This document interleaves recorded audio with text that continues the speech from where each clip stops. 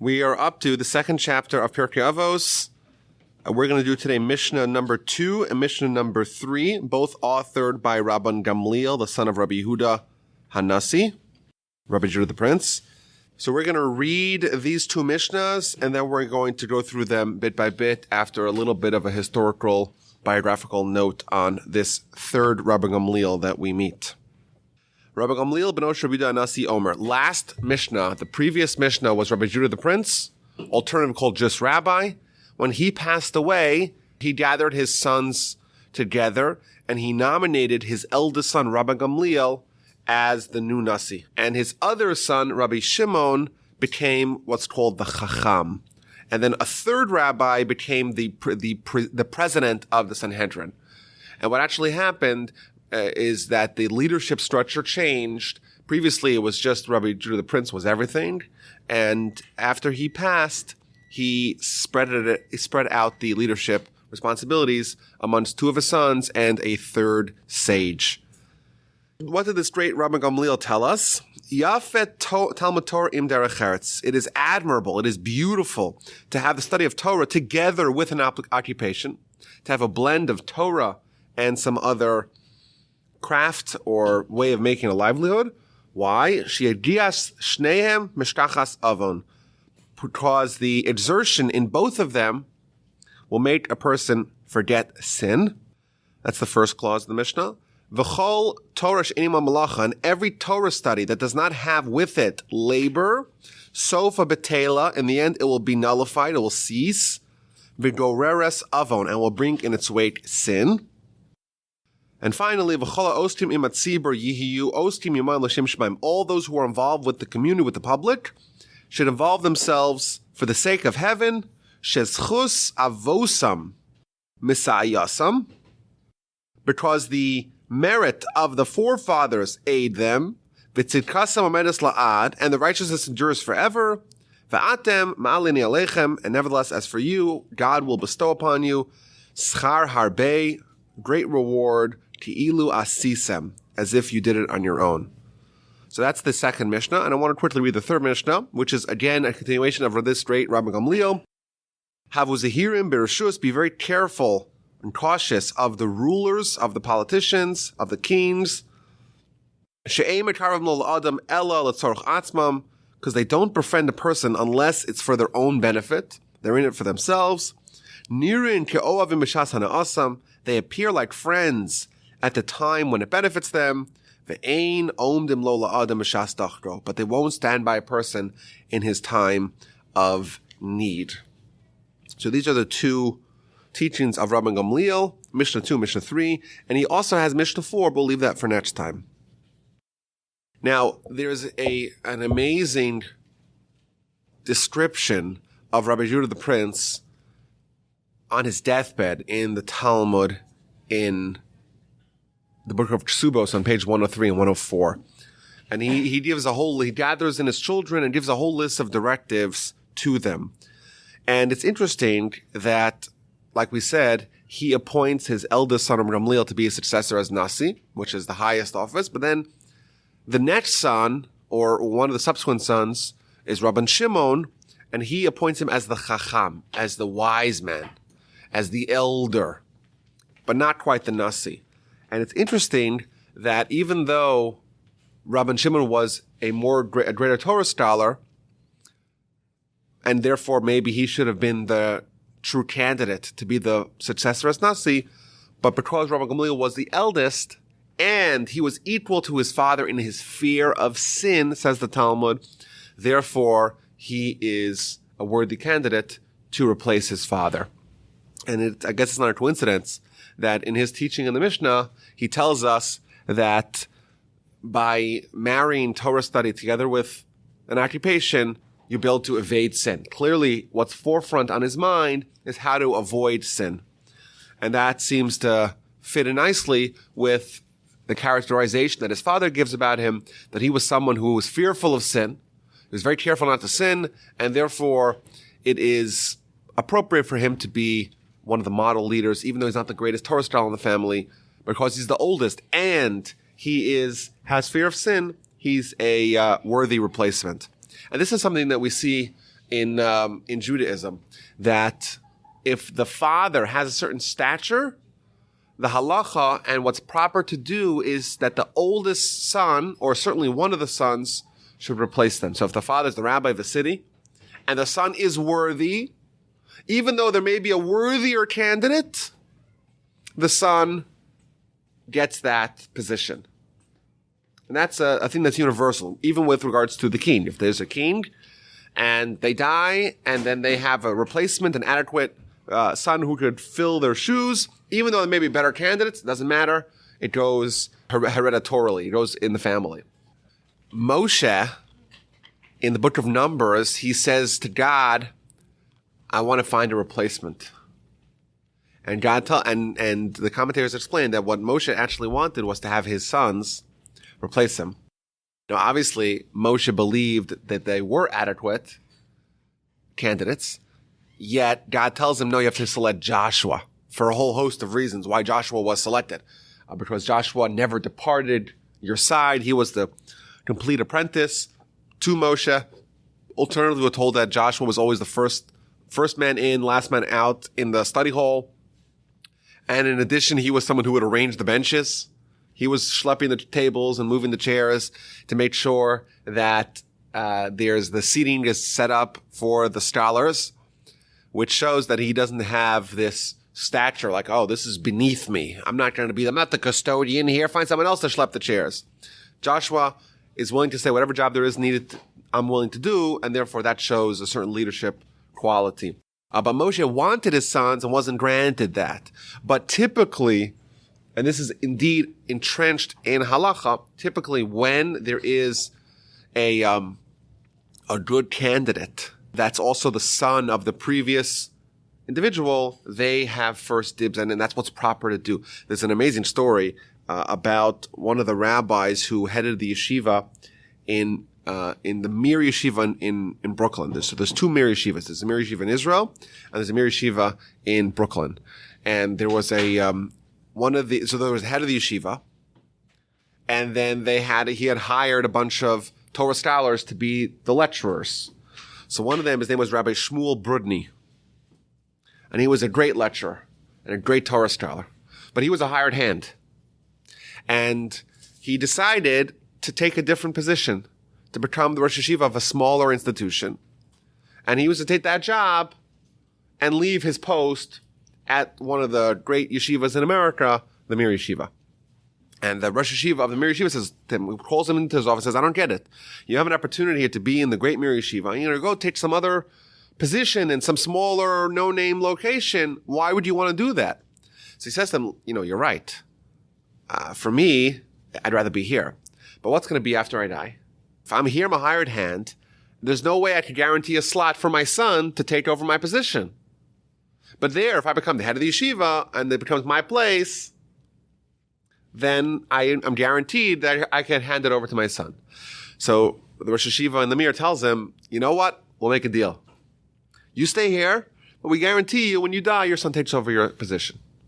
So he agreed, and they signed off on the deal. Rabbi Brudny is going to stay in the Mir, and when he passes, after 120 years, his son will take over. The problem is he didn't live to 120. He died very young. Soon after this episode, he passed away, and his son is like 22 years old, 27 years old, young kid. And to take over this great vaunted position, it's a problem. So right after he passed away, they were trying to figure out what to do. What do we do now? Because we made a deal, but no one expected him to die so soon, and his son is so young. So the Rosh Yeshiva said that, you know what we're going to do? We're not going to immediately give the son the position. Let him, age a few years. And then when he's 35, something like that, he'd take over his father's position. That's what he said. And then there was a third party who was privy to these whole negotiations. He said, what's going to happen? They're going to hire someone else. And they'll say, yeah, sure, come back in 5 years. And you know the way these things work out. You're coming in 5 years. Well, this guy has a position already. It's going to be lost forever. So what someone did, this third party did, he hijacked the corpse he basically said, this is one of the great rabbis of the institution. So, of course, the burial service is done in the yeshiva itself. But he said, I'm not going to release the body unless you promise that the day after Shiva, his son takes over.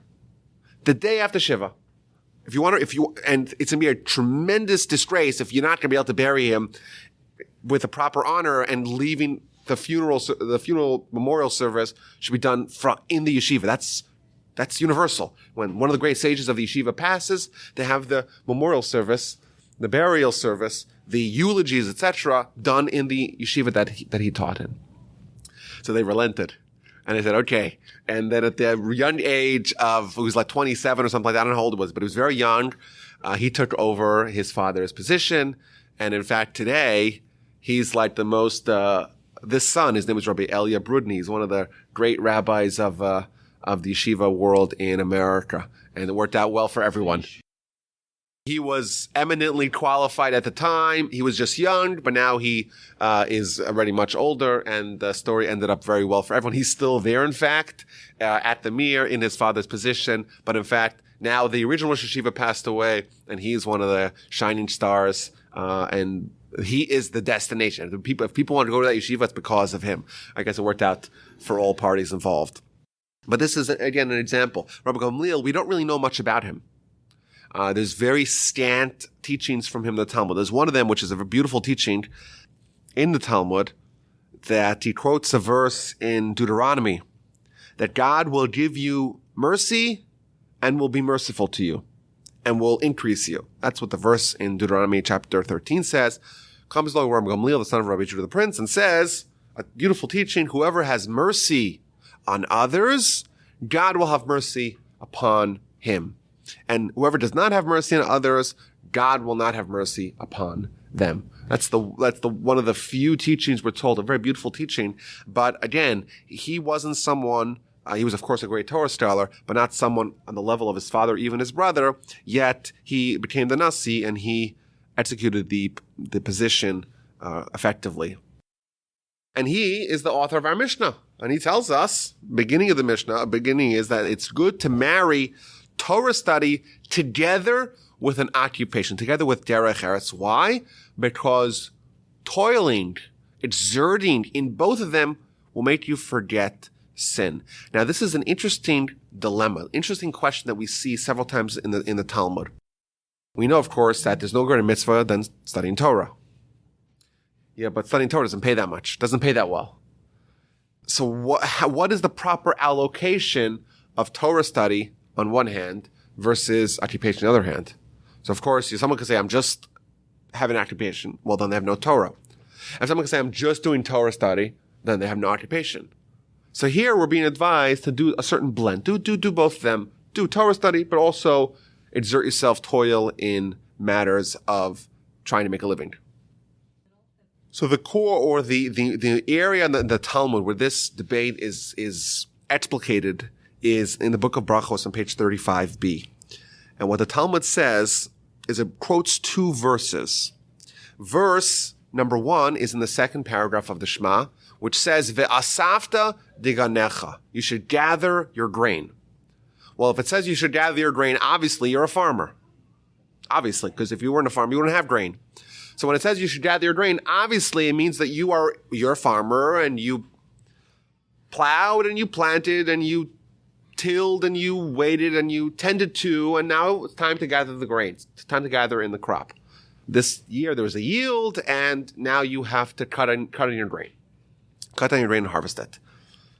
So obviously it means that you're a farmer. So the Torah is talking to us and saying to us, okay, if you listen to the Almighty, you'll gather in your grain.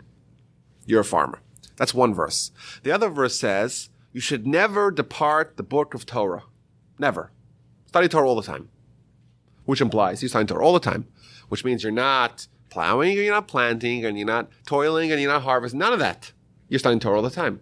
And Tom says, wait a minute.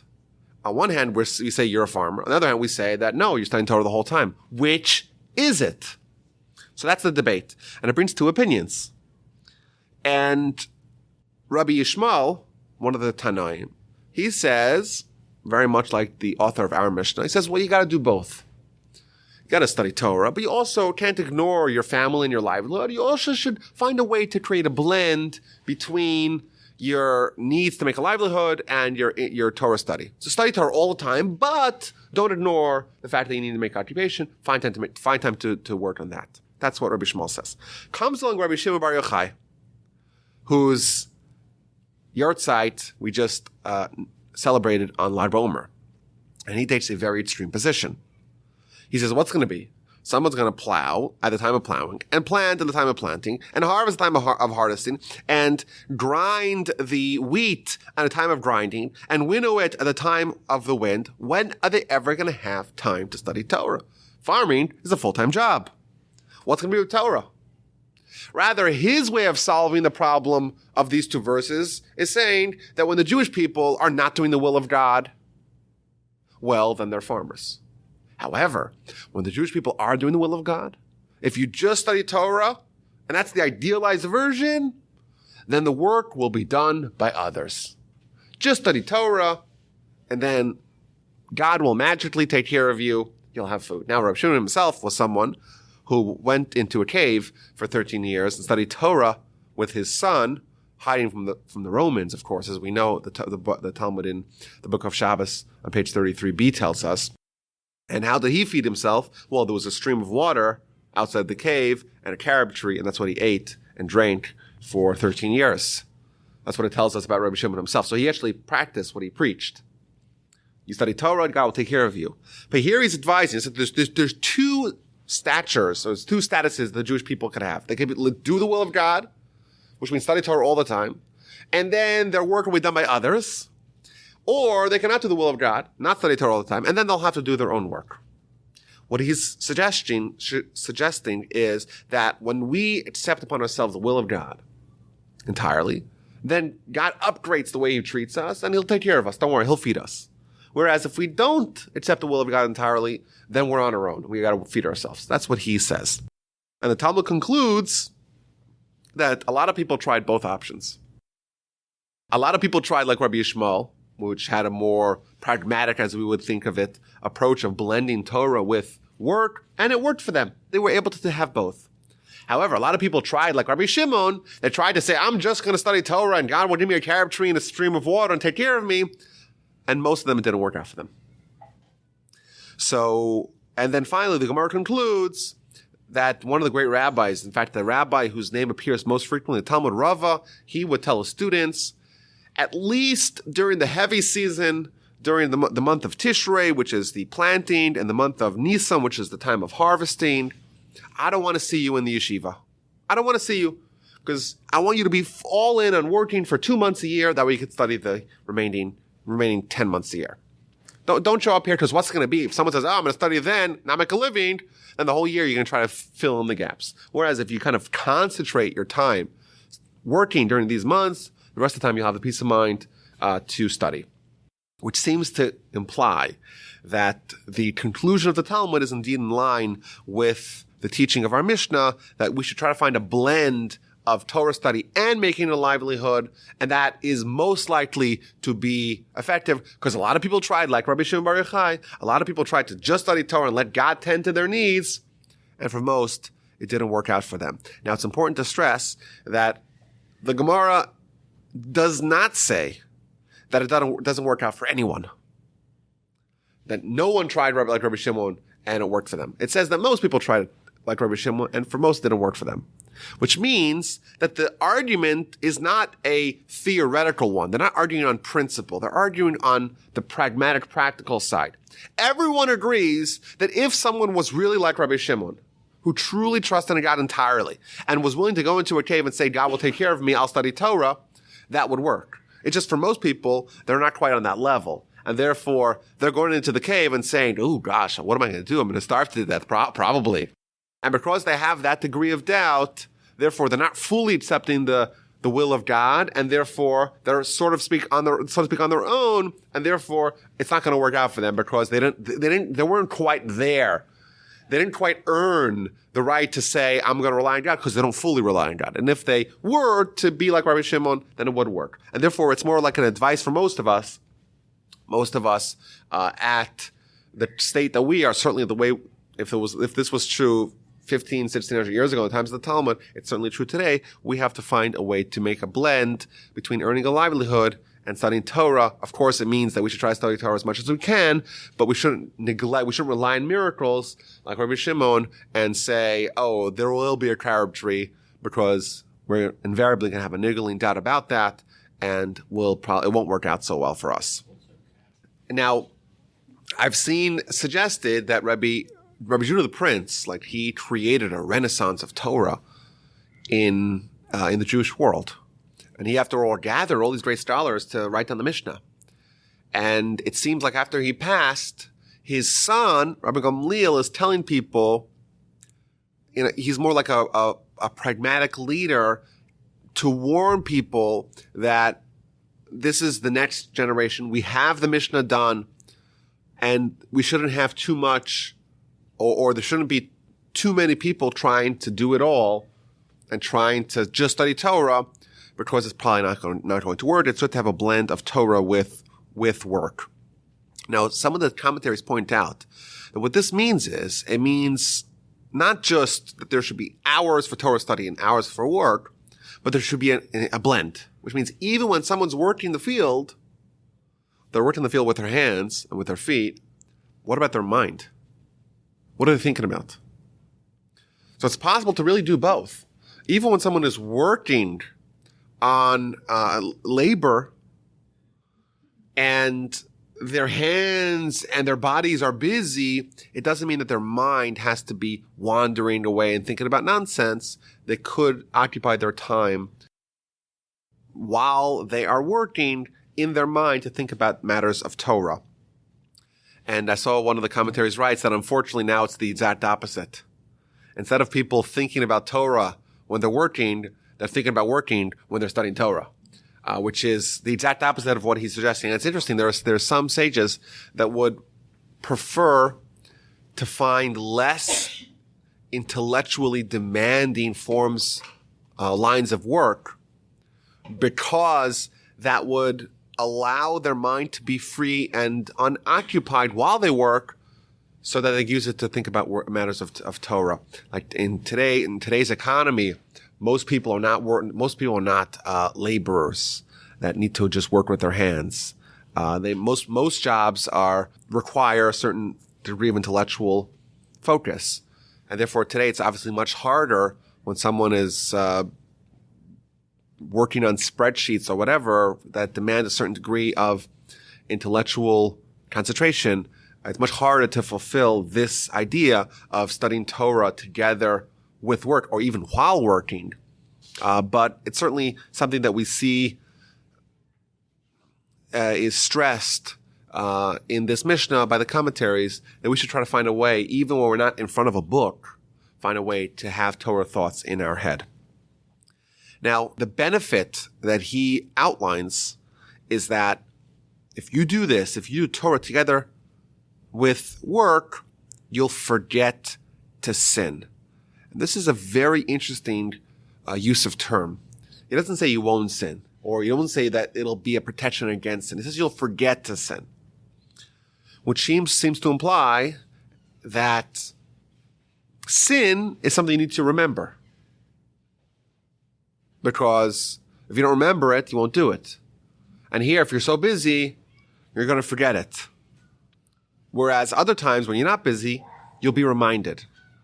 And I think that there are many sources in the Talmud and other literature that seem to create this construct or this perspective about sin, that it's something which is not fundamental. It's not physiological. It's not something you need. If you need it, I don't need to remind you to eat breakfast, because you'll be internally reminded anyhow. It's something that you need. Whereas sin, by definition, is something that you don't need, and you only think that you need it because you were reminded of it. And therefore, here we're told, and this of course can be applied in many other ways, as we'll see. Here we're told that the only way for the sin to be presented to someone is if you're bored, if you're not occupied. Because obviously it's not a real need. And the Talmud tells us, specifically in the arena where specifically man's conflict with the Yetzer Hara is most difficult, the Talmud tells us that there is an organ within a man that if you feed it, it becomes hungry. If you starve it, it becomes satiated. And what it's telling us is that it doesn't operate the way normal needs operate. If you're hungry and you eat, well, then you're full. You're not hungry anymore. Whereas here, it's the opposite. Feeding will result, instead of satiation, it's just going to add more hunger. And again, what does this show? This shows that what the Yetzer Hara is peddling is not real needs, even though they may seem like real needs. They are faux needs. They're fake needs. They're not logical needs. They're just lustful needs. It makes you think that you really need them, but in reality, it's not a real need. And therefore, I think this really underpins a lot of what the Talmud's suggestions are with respect to combating and resisting and counteracting the Yetzer Hara. It's recognizing this fundamental point, that what it's suggesting that we do is not real, it's fake, it makes it feel like it's real. So for example, the Talmud tells us in the book of Avodah Zarah, Baba Basra, and elsewhere, that the methodology of the Yetzer Hara is to use the eyes as portals for the heart. What your eyes see, your heart desires, and what your heart desires, your body is going to sin with. And what it's, again, suggesting is that the Yetzer Hara is going to try to beachhead in our heart through our eyes. And therefore, says the Talmud, don't see things that may lead you along this progression towards sin. You'll see something, and that will create this artificial need that you don't really need, but you think you need because of the Yetzer Hara, and you'll give in.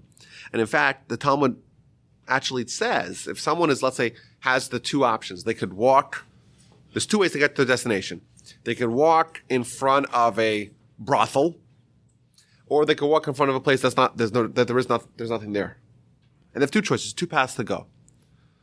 Says the Talmud, if someone chooses the path that goes by the brothel, then even if they don't actually go and patronize that place, but merely choosing that path that's going to force them to overcome, that already is a sin.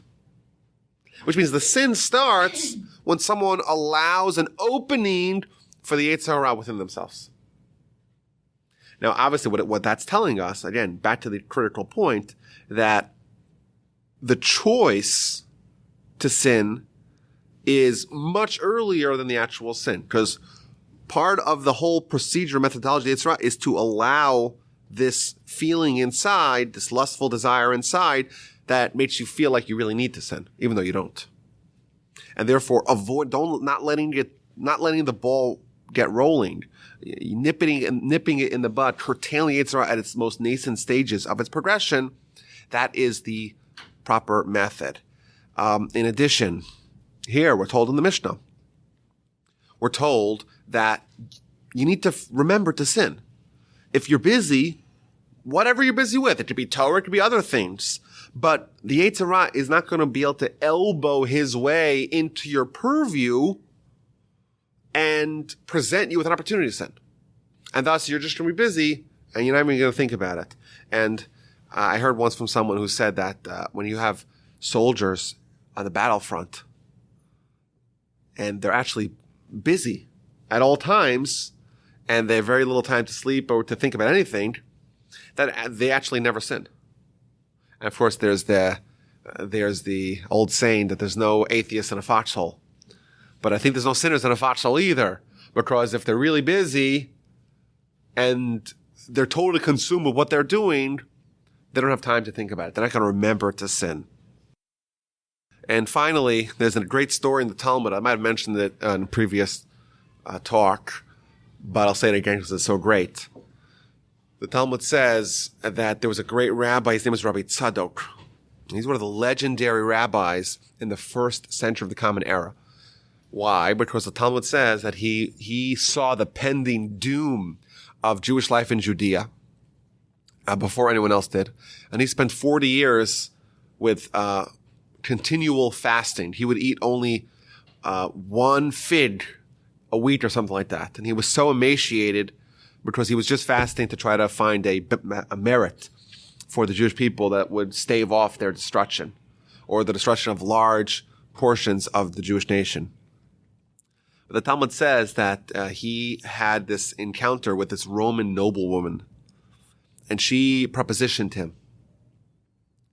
And he responds that my heart is weak and I don't have stamina. Is there something to eat? Now, obviously, like we know, he was very frail and sickly, and it's not a surprise for him to say that he's doesn't have stamina and needs something to eat. So this woman responds, well, there is something to eat, but it's not kosher. So he says, well, what difference does it make? I'm about to do this sin. People will do this sin, eat this food. So she takes the food, the meat, not kosher meat, puts it in the oven to prepare it. And out of the blue, Rabbi Tzadok jumps in the oven. So she's surprised. She says, well, what are you doing? And he tells her, well, someone who behaves like this gets thrown into the fiery furnace. So she relents and she says, you know what? We're not going to do this sin because I didn't realize how opposed you were to this behavior. And the commentators all grapple with this very puzzling teaching in the Talmud. The great rabbi is propositioned by the woman, and he says, oh, sure, I'm hungry. Kosher, non-kosher food, sure, whatever. And then finally he jumps into the furnace. So is he giving in to sin or is he not giving in to sin? What's happening? All the commentators try to figure out what's happening. And one of the Talmudic commentators, the Ben Yehoyada, he writes that this episode is in fact teaching us a way to avoid sin. Rabbi Tzadok never actually entertained acceding to her seductions. Rather, he was using a delay tactic to avoid and resist the sin.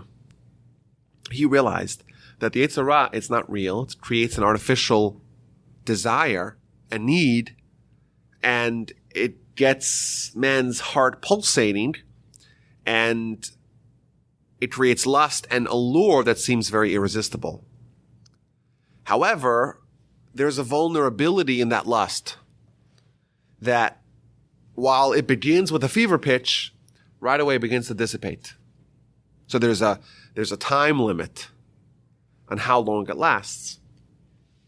And therefore he realized all I need to do is to delay, to give myself some time to restore the logical calculations that I can make, and that will give me the opening to resist. So he tells her, oh, I'm so frail, give me some food. And she says, we don't have any kosher food. Sure, what difference does it make? And over time, he's empowering his intellect to be able to actually evaluate the opportunity before him. And once he had his wits about him, he was able to say, I'm not interested, even if it means giving up my life, I don't care, I'll jump in the furnace. And again, we see here that this is the Torah's understanding of sin. It's something you need to remember. It's not real. And if it's not real, then the way you respond to it is try to restore the reality. If you restore the reality, you're able to evaluate it much more logically. Like we said in the previous mishna, you're able to do a cost-benefit analysis of the opportunities, and therefore it's much easier to reject it and to maintain our moral standards.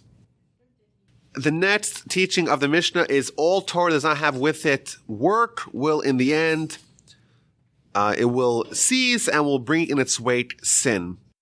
And the simple understanding of this is if someone does not have an honest way to make a living, A, they won't have the peace of mind to study Torah, and B, they will invariably sin because they need to feed themselves, to feed their family, and if they don't have an honest way of doing it, they'll find a dishonest way of doing it. The Talmud tells us in the book of Kiddushin that a father is required to teach their son, their children, how to make a living, a craft, a trade, something that they could use to make a living. And says the Talmud, if someone does not teach their son how to make a living, ki'ilu melamdo listos, as if you're teaching them thievery. Because you're either teaching them how to make an honest living, or in fact, the omission of teaching them how to make an honest living is teaching them how to make a dishonest living, a thievery. If a parent pays for an education, that is enough for that the child can use that to make a living.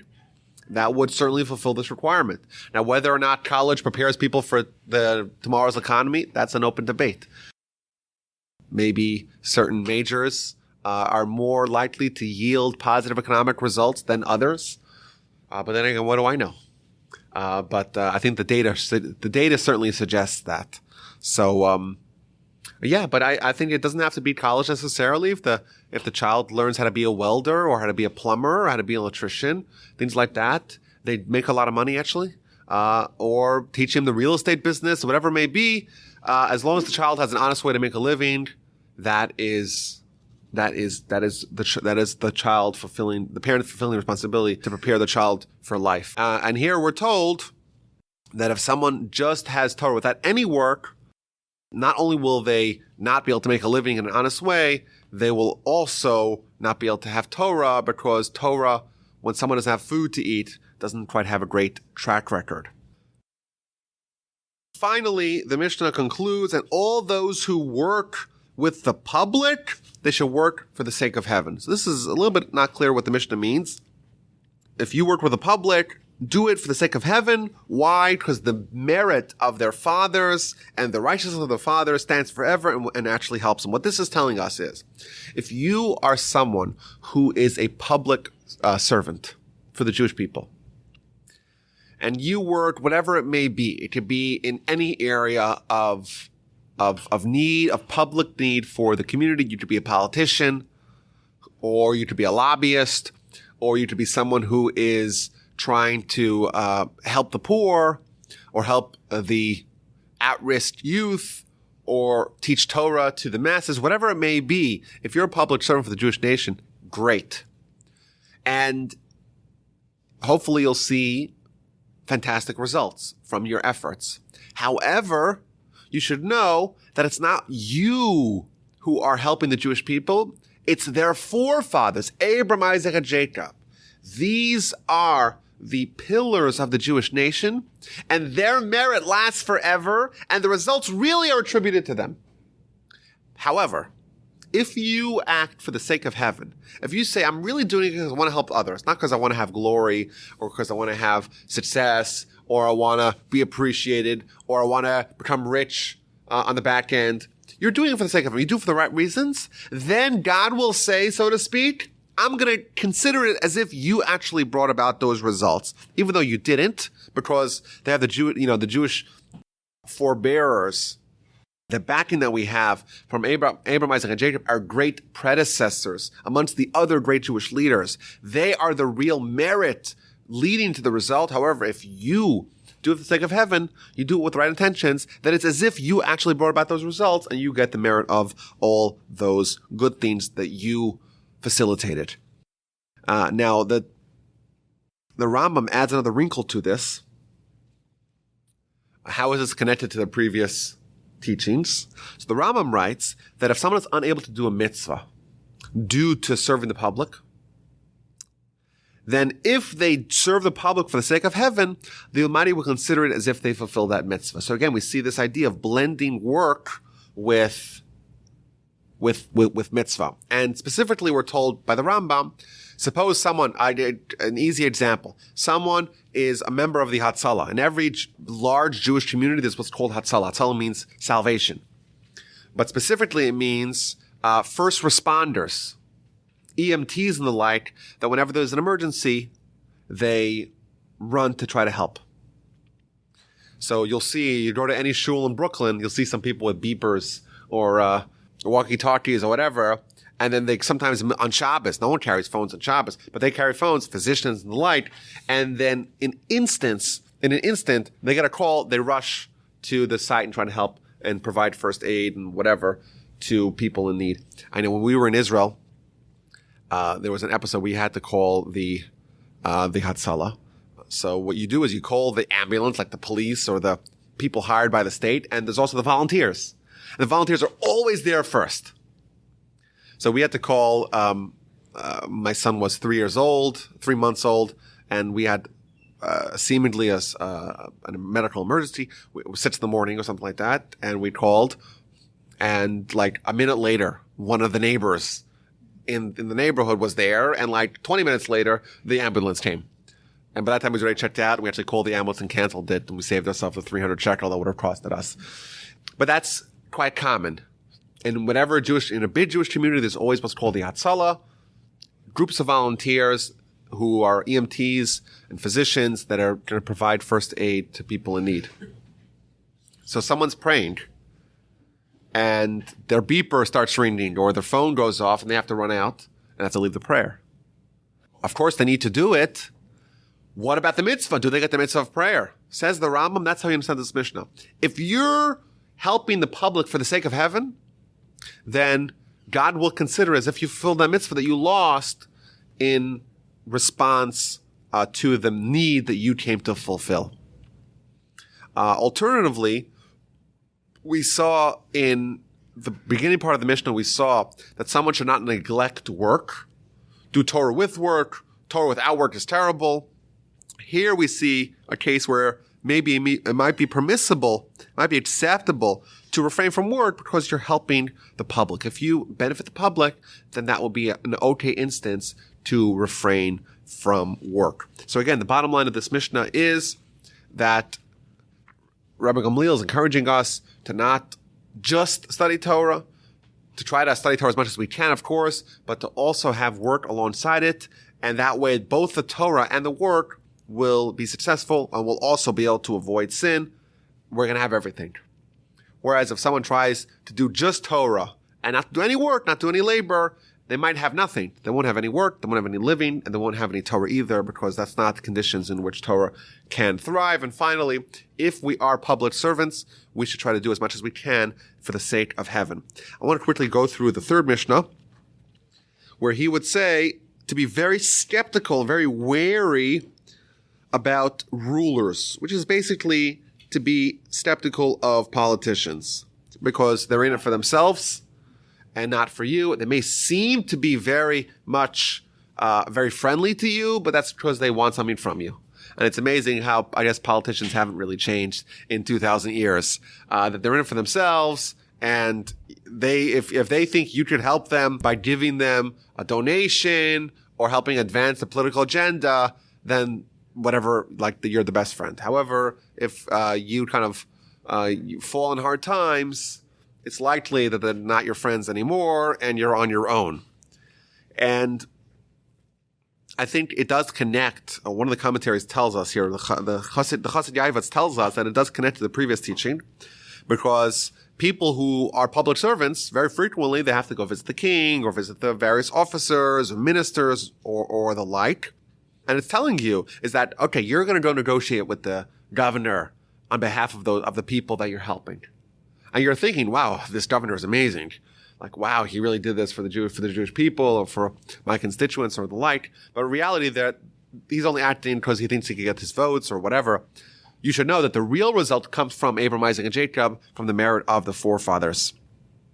Alternatively, he says, don't think that you could really trust these people, these politicians, and say, oh, I'm going to ingratiate myself and make sure they really like me and willing to compromise on my beliefs and my morals and my ideals and my values and my priorities because they're going to help me and they'll be my bro, my wingman forever. You should know that it's not worth for you to compromise on your beliefs and your ideals and your morals and your values and priorities for a relationship with these politicians, because their allegiances are very much for the taking.